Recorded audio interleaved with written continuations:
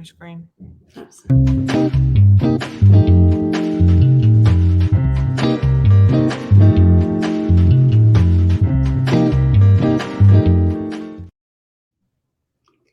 Good morning. This is Marketing Moms, and we are making marketing easy for you. That's our goal. I'm Ann Brennan, and this is Anastassia Van Greshapie. And we're going to help you today. We're hoping to give you something you can walk away with and say, hey, I know what to do for my business. So that's our goal. How are you, Anastassia? Really well. Yeah. Good. So we missed you last week. I don't know if you watched it, but I sped through like that, like super crazy fast. Yeah. But we don't interestingly, cancel, so it was kind of like, do we just go ahead and do it or cancel? So I think it was good. You did a good job. And hey, it reached at least one person that we know that gave us a call and signed you got an a new agreement. client. Yeah. So that's really nice that when that happens. And that doesn't always happen. You know, people will say to me, hey, can you guarantee I'm going to get clients for doing this? Can you guarantee that? We can't guarantee anything. It just doesn't, you just don't know with social media. You don't know with digital marketing what's going to work, what's not. You don't even know really who you're going to reach until you do it. You do a lot of testing. So that's what a lot of what we do is, right? Yeah. And the great thing is the goal of this podcast is really to help other people, is to help small businesses that can't really afford to do what we do, to hire us, to do that, get it done. And he was just like, you know what?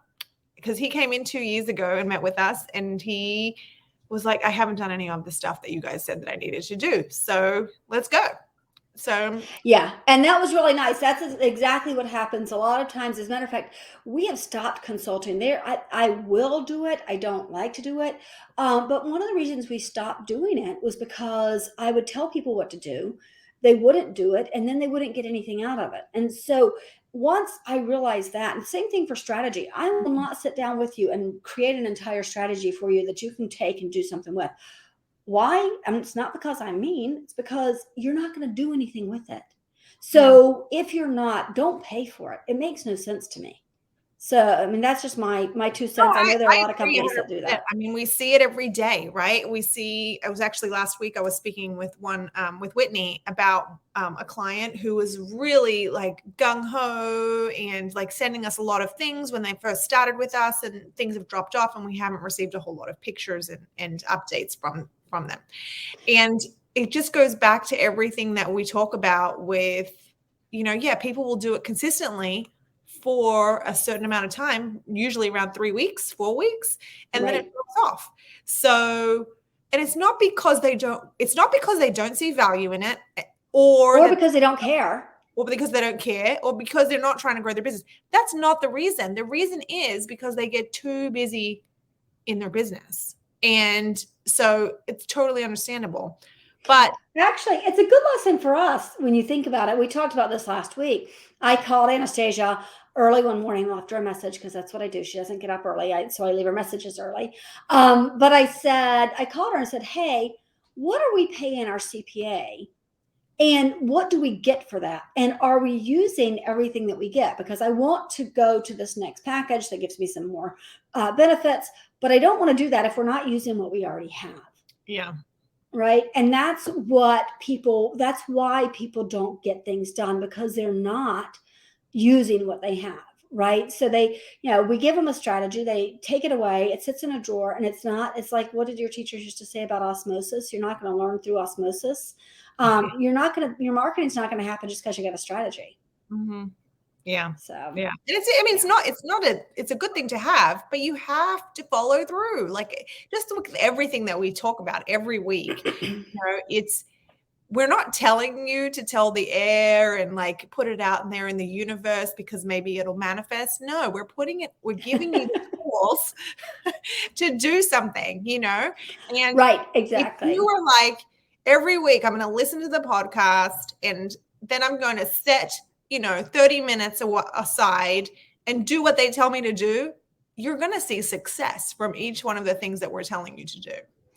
Absolutely. But when you're trying to run a business, it's hard. I mean, it is. It's hard to do everything. I don't do my own bookkeeping. There's a lot of things I don't do. I don't even do my own blogs. I don't write my own blogs. I have somebody do it for me. Dylan writes for me. And I love my blogs. So that's a really You big do go part. through them So, and make sure they're correct, but and I change some of the way it's written sometimes, or maybe I add something that I think needs to be added. But if I had to do it on my own, when I would say to you every week, I'm going to write one this week, I never did it. And you have to do it every week. And so hiring somebody to do it for me made a world of difference. Oh, definitely. So. Definitely. Outsourcing is a great thing. Like you need to know your strengths and not necessarily your weaknesses. It could just be that you're not interested because you are a great writer and you really enjoy doing it. It's for you, it was time. It just didn't have the time to sit down and get your brain into that headspace. But there are things that could we do our bookkeeping? Most likely we could do it. Do we want to? No. Are we interested in it? No. That was not my favorite. Muted myself, sorry. And I don't have so yeah, maybe I could, but the truth is I'd have to learn it first, right? That's like your website. You could build your website, but you have to learn how to do it first. And I am a huge fan of learning, but I like learning things that I know I'm going to use over and over and over again. And doing your website, you're going to build your website once. It's not like you're going to build a bunch of websites, right? So hire somebody to do that. Think about it that way.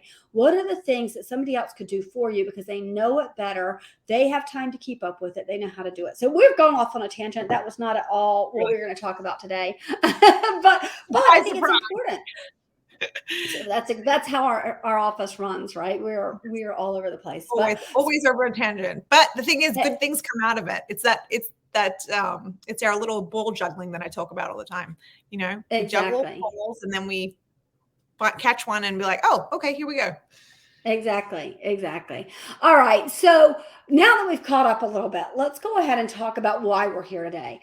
Reputation management is what we're going to talk about. And I was thinking about it when we first started doing reputation management, we called it review management.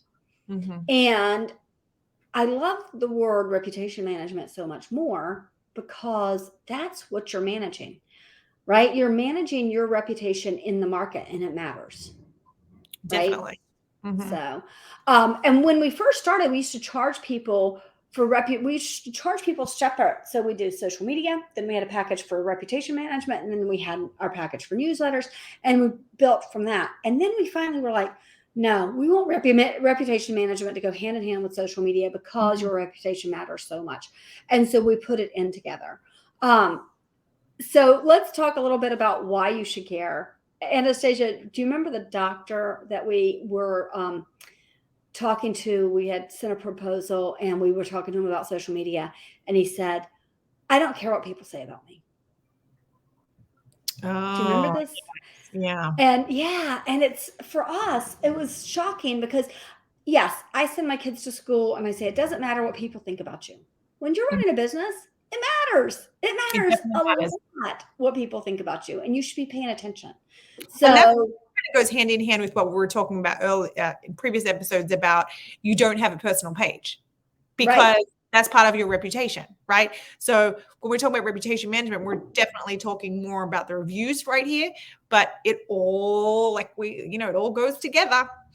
It matters. And here's the thing. A lot of people think of reviews as only what they see on their Google page or what they see as far as reviews that come through Facebook or Yelp or things like that.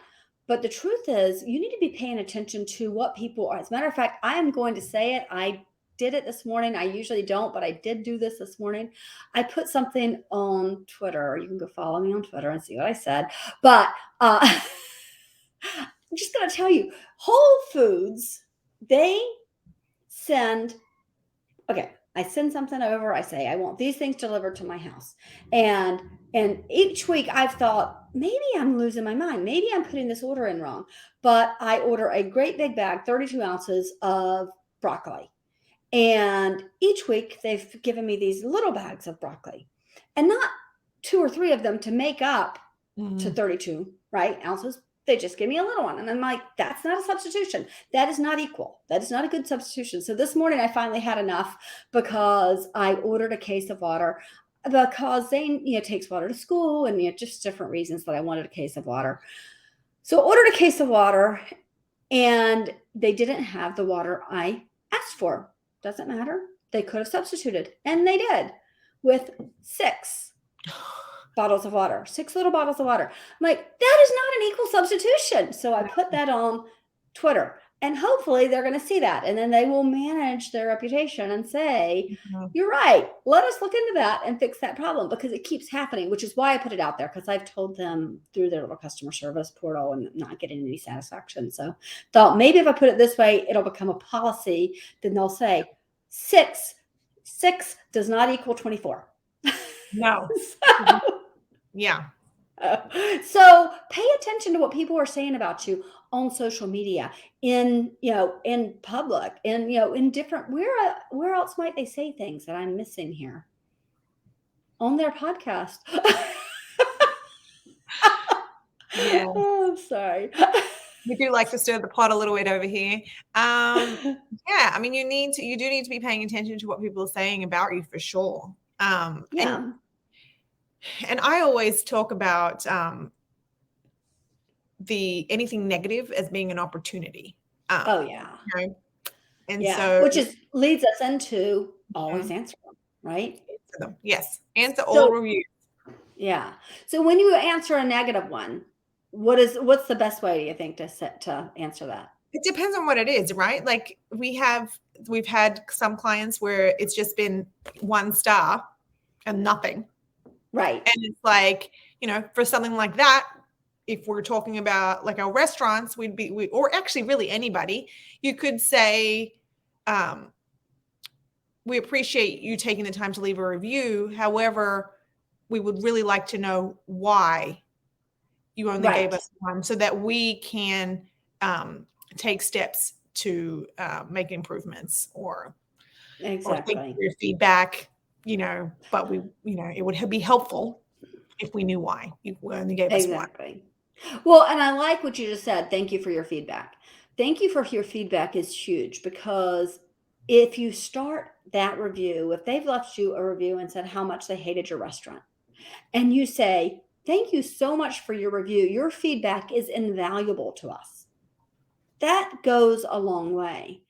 And it really does help. You should also thank people who are leaving a review. Thank them for their business, and thank them if for a 5-star review. Sometimes I'll say, thank you for the 4-star review. I hope you'll come back in so we can earn that 5th star, right? And the reason we do this is because we're not necessarily responding to the person who left the review.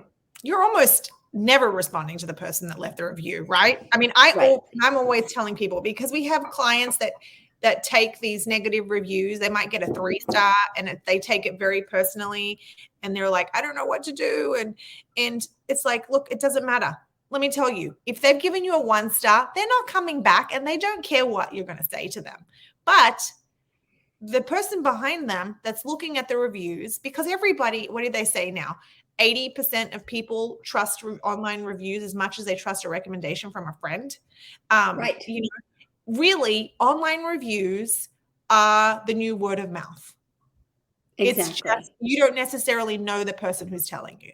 So, I mean, we go into a different town, we'll look at reviews if we're looking for a different food. I mean, my husband got burnt. We went to Nebraska and we were looking for a Mexican restaurant, and we were driving through some little town, and he was like, well, this is the one that has the best reviews. And we were like, okay, let's go. Bad idea. and my kids give him grief all the time. But what else is he going to go on? You have nothing else to go on. So, when you're responding to that person that's reading the review. So you're responding to us driving through Nebraska. This guy's got the best tacos in town. And you know what?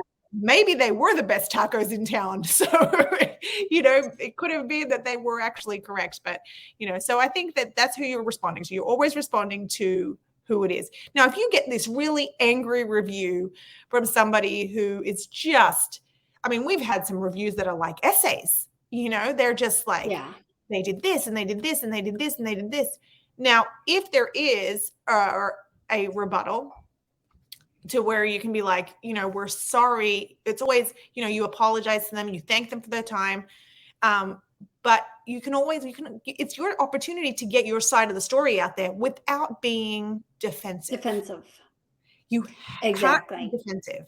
You have to just lay it out, and there are going to be times. We had a client who they gave 2 options to a client. They said, look, I don't think this is going to work, but it's the cheaper option. It's the cheaper option. We think you should go with the more expensive option.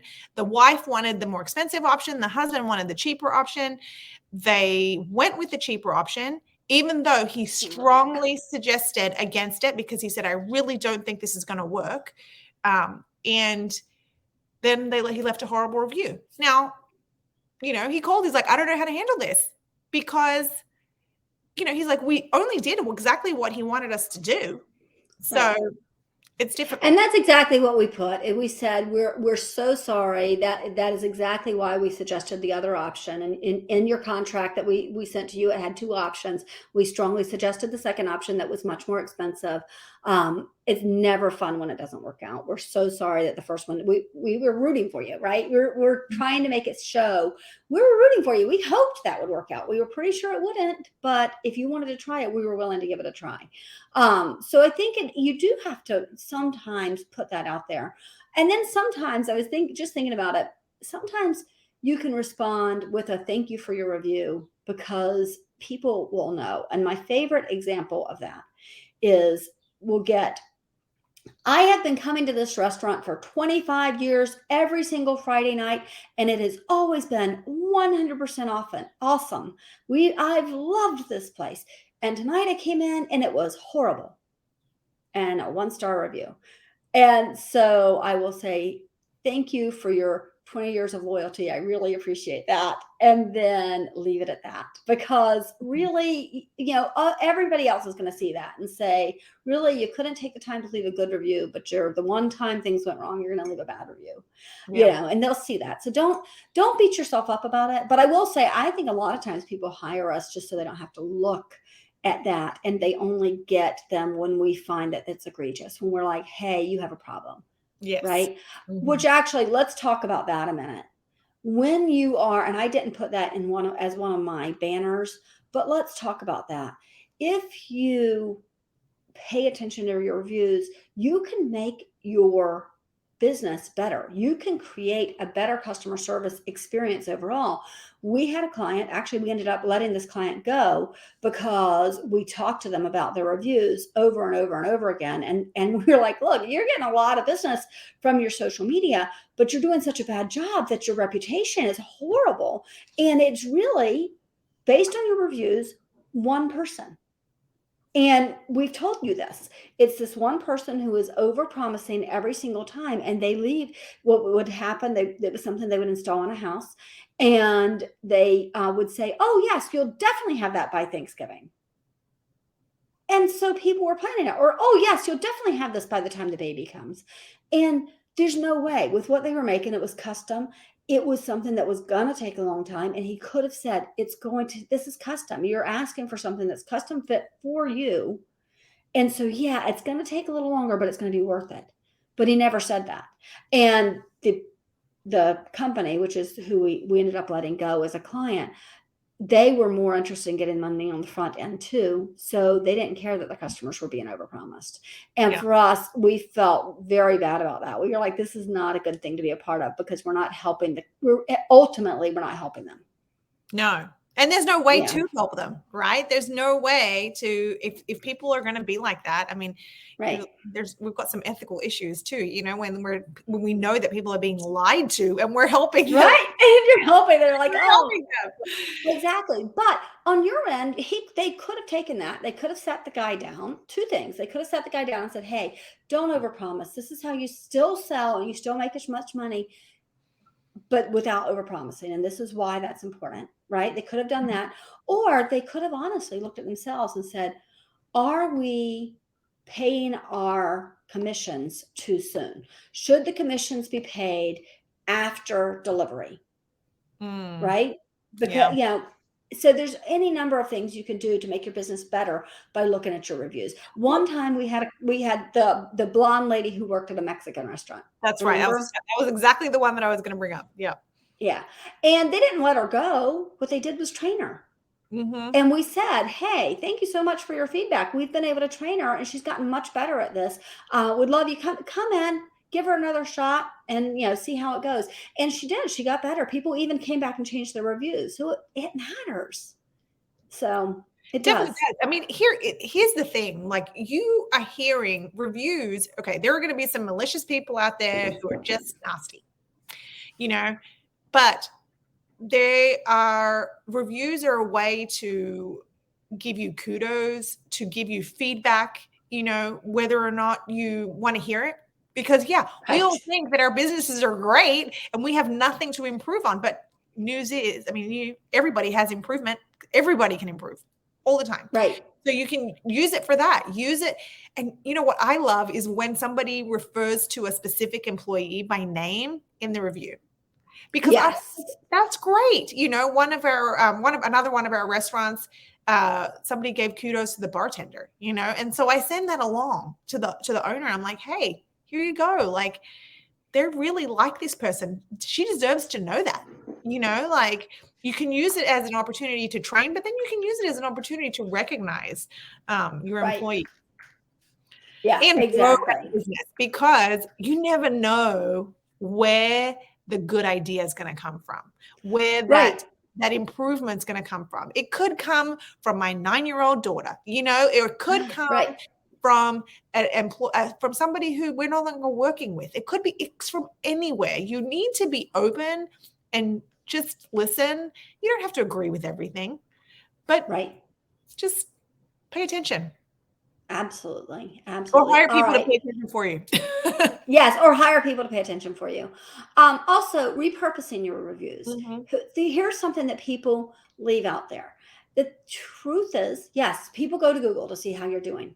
But the truth is, when you post, we create graphics using some of the reviews, and when we post those, people will see them and they'll say, my friend told me about this restaurant.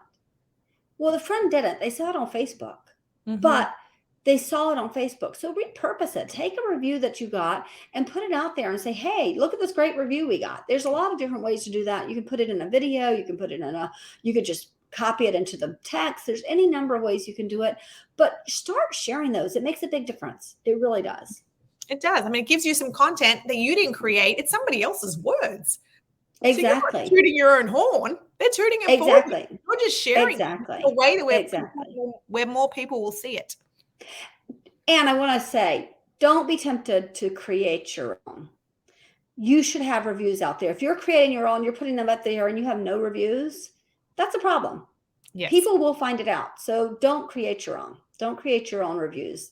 All right. But you can solicit reviews. And so I have a suggestion. Oh, and I didn't put it up here. Creating a process. So I want you to create a process for reviews. And what this might look like, and what I love, is when somebody. Now restaurants are easy. They could have a little thing on the table, one of the little tent things that has a QR code. They, use the QR code, go to the Google, and then leave a review. Right here, leave us a review. It can say it. That's easy. But one of my favorites is when we had a PT company and physical therapy, and at the end of every visit, they would send an email and it would say, thank you so much for coming in today. Here are your exercises for the week. And by the way, if you thought we did a great job, here's the link for our reviews. Please leave us a review. Better yet, if you think we gave you 5-star service, leave us a review here. If you didn't, please respond to this email, because I want to hear about it personally, because people just want to be heard, right? They want to be heard. They do. And if you're giving them an opportunity, and any like bad feeling, if they've left your business or left an encounter with you not feeling great, like it's not been good, and then you send them this and it's like, oh, you give them an opportunity to air their grievances, and then it's done. Right.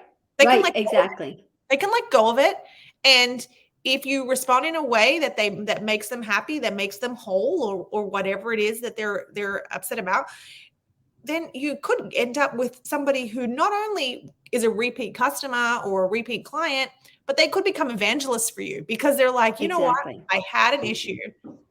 Not only did they resolve it, but they went that extra mile or whatever.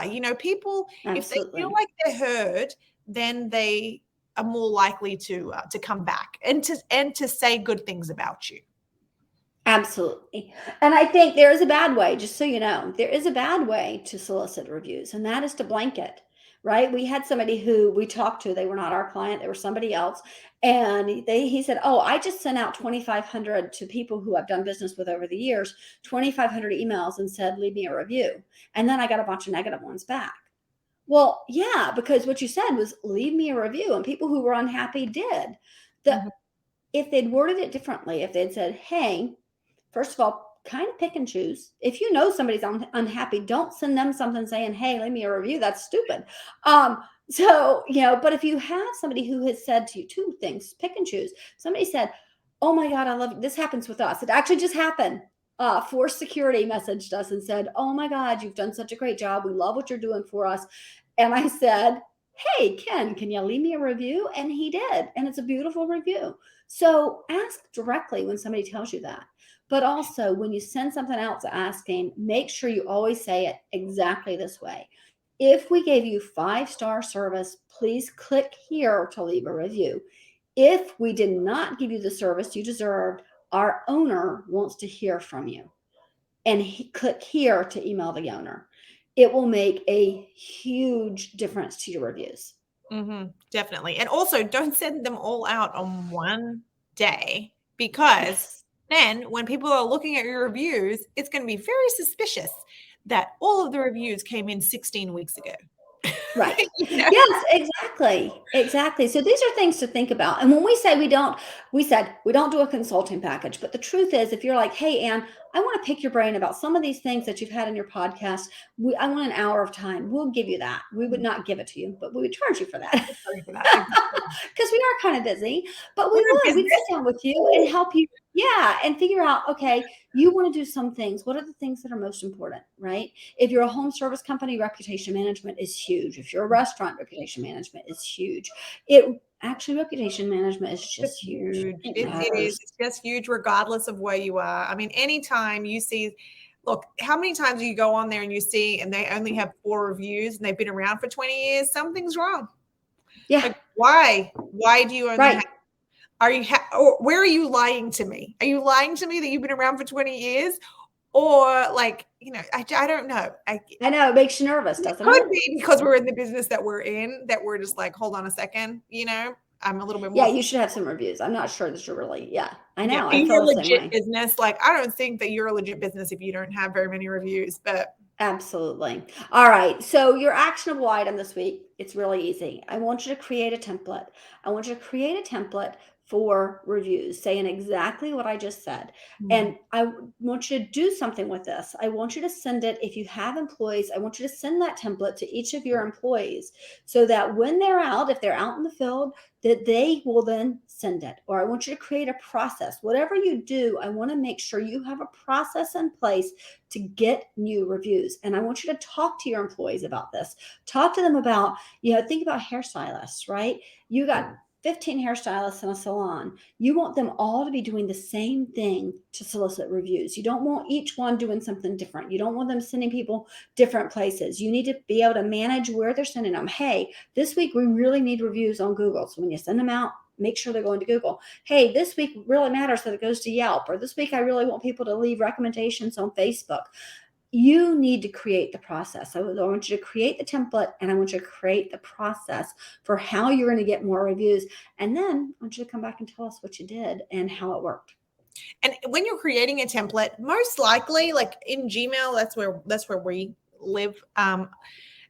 Is there's a little area where you save the template. So you don't have to have it saved in like a Word document somewhere else and then you copy and paste it. Your email, I guarantee you, your email, if it's worth anything, has a little area where you can have your template saved. All you have to do is click on it. It autofills. You just have to put in the the email address and maybe a little personal note to the person that you're writing to. So it's Absolutely. very, very easy. I use templates all the time. Yeah, it makes it because, and actually that should be a whole other thing. We should talk about templates and doing things automated. Mhm. Creating an automation for things. But this template in particular, I want you to do that. I think is really, really important, and definitely create a process. We're all about processes here. Mhm. So, all right, I want to remind you, Mondays we do our podcast, and it's the day our blog comes out every Monday. So our blog this week is talking about getting engagement on Facebook. And it is an interesting article. I want you to go look at it. But I also was talking to Anastassia because we've noticed that engagement has gone down pretty much across the board. Facebook, Instagram, LinkedIn, it's gone down for almost all of our clients across the board. And not just our clients, we've noticed it in other people as well. So we don't know what's happening. We don't know why that's happening. But what we have noticed is that post clicks have gone up, which means people are clicking on the post to actually look at it bigger.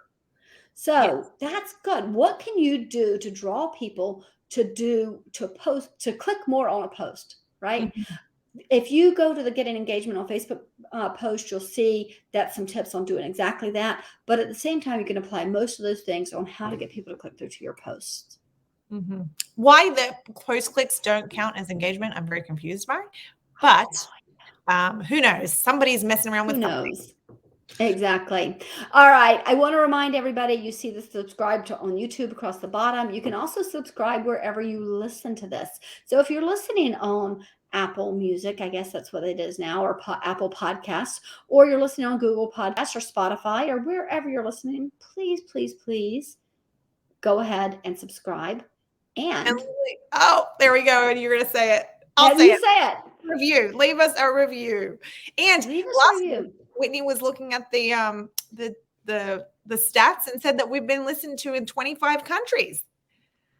You know Yeah, what? it's really good, right? I tell my kids, I'm like, and 6 of those people are in New South Wales in Australia, and I don't know if they're my family. So if it Uh-oh. is a family member, let me know that you're listening. But I don't think it is, because I feel like they would have either said, "Hey, you did a really good job," or most likely, Aussies are kind of we're more likely to pull the piss out of you. Like, you're more likely to make fun of somebody than you are to like give them a kudos. Like, that's the Aussie way of like, "Hey, you did a great job. Man, that was awful." Like, Right. so I have not heard either way from my family. So I feel like it's not my family, because Right. somebody would have said either it was terrible and they're never going to listen again, or I did a good job. So Yes. yes. So yeah, if you're listening, leave us a comment somewhere even. I mean, we want to review, but also leave us a comment somewhere. Let us know you're listening. Let us know what you think. We'd love to know where you are. Absolutely. All right, everybody. We hope you are doing well. We are going to have a great week. Actually, I was going to mention it. This is the top of the hour, but I have the new puppy. We are going to start doggy training in the office because she comes to the office with us sometimes, and she's not as good as she should be in the office. She Very, wants very attention the entire time. yes. Let me tell you, we could have an entire separate podcast about Luna in the office. Yes, but Lucky, she's so cute. she is. It's her saving grace. I say that about my third child, who made my life very difficult at first, and still today, when she's my most trying, and I'm like, "You're lucky, you're cute," because it's your saving grace for sure. Absolutely. All right, everybody. Thank you so much for tuning in. Anastassia, stick around. We'll see everybody else next week. Bye bye.